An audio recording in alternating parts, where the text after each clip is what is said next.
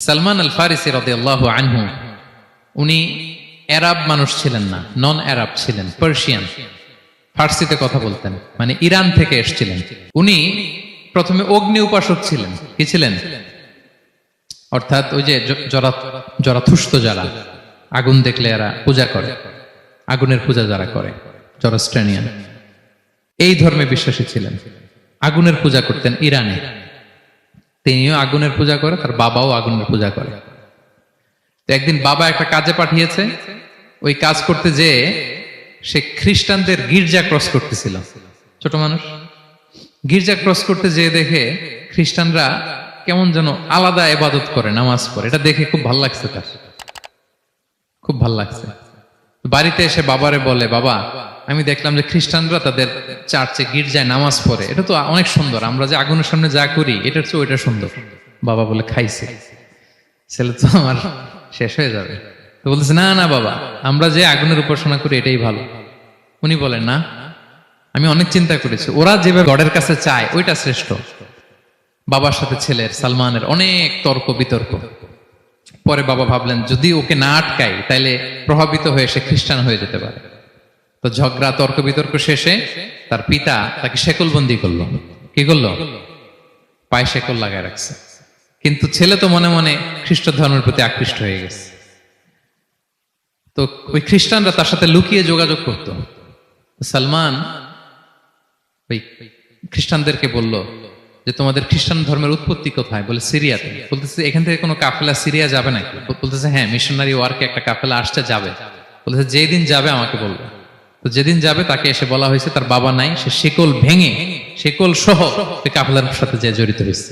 দেখেন বিশ্বাস, আদর্শ মানুষকে কিভাবে উজ্জীবিত করে। উনি চলে গেলেন সিরিয়াতে। সিরিয়াতে যে এক পাদ্রির হাতে বায়াত হলেন, কিন্তু ওই পাদ্রিটা ছিল ভণ্ড।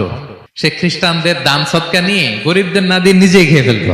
তো বেচারা পড়লো বিপদে, যে হায় রে, এত সুন্দর ধর্ম রে কারাপ্টেড করতেছে সে। পরে এই পাদ্রি যখন মারা গেল, সালমান সে আরেক পাদ্রির কাছে গেল। আরেক পাদ্রির কাছে গেল। ওই পাদ্রি আবার অনেক ভালো, খুবই ইবাদত করে। তো ওই পাদ্রি কিছুদিন থাকার পরে ওই পাদ্রিও মারা গেল। ওই মারা যাওয়ার আগে সে জিজ্ঞেস করতেছিল যে, পাদ্রি, এই বর্তমান পৃথিবীতে সবচেয়ে ভালো খ্রিস্টান পাদ্রি কে? বলতেছে, আর কেউ নাই। যদি ভালো খ্রিস্টান পাদ্রি তোমাকে পেতে হয়, জানতে হয়, তোমাকে ইরাকের মোসেল শহরে যেতে হবে। এবার মোসেলে যে সে আরেক খ্রিস্টান পাদ্রির কাছে থাকলো। কিছুদিন পরে ওই পাদ্রিও মারা গেল। তো মৃত্যুর আগে তাকে জিজ্ঞেস করছিল যে, পাদ্রি আপনি বলেন তো, আপনার পরে শ্রেষ্ঠ পাদ্রি কে আছে পৃথিবীতে? সে বলতেছে, আমার পরে শ্রেষ্ঠ কোনো পাদ্রি আর পৃথিবীতে নাই। খ্রিস্টান ধর্ম শেষ হয়ে গিয়েছে, নাই। তবে জেনে রেখো, শেষ জামানার নবী আসার সময় ঘনিয়ে এসছে। তিনি যে এলাকায় আসবে, এলাকাটা চারদিকে পাহাড় বেষ্টিত থাকবে। চারদিকে থাকবে পাহাড়, খেজুরের বাগান, মরুদ্যান। তাকে চেনার আলামত আছে। কি আছে? আলামত আছে। এক নম্বর আলামত হচ্ছে, ওই শেষ নবীকে দানের খাবার দিলে তিনি খায় না, কিন্তু উপহার দিলে সে নেয়, খায়। আর তার পিঠে দুই কাঁধের মাঝখানে একটা নবুয়তির মোহর আছে। সুবহানাল্লাহ। যদি পারো তার কাছে যে বায়াত হও। সালমান আল ফারিসি পাগল হয়ে গেছে ওনার সন্ধান পাওয়ার জন্য। কিভাবে যাবে, কিভাবে যাবে? তো উনি কিছু ছাগল পালতেন। একটা কাফেলা তিনি পেলেন, যে কাফেলা আরব কাফেলা, বনু কালবের কাফেলা, আরব দেশে যাচ্ছে। তাদের সাথে তিনি চুক্তি করলেন যে, আমার যত ছাগল আছে এই ছাগলগুলো তোমাদের দিয়ে দিব, তোমরা কি ওই এলাকায় আমাকে পৌঁছে দিবা?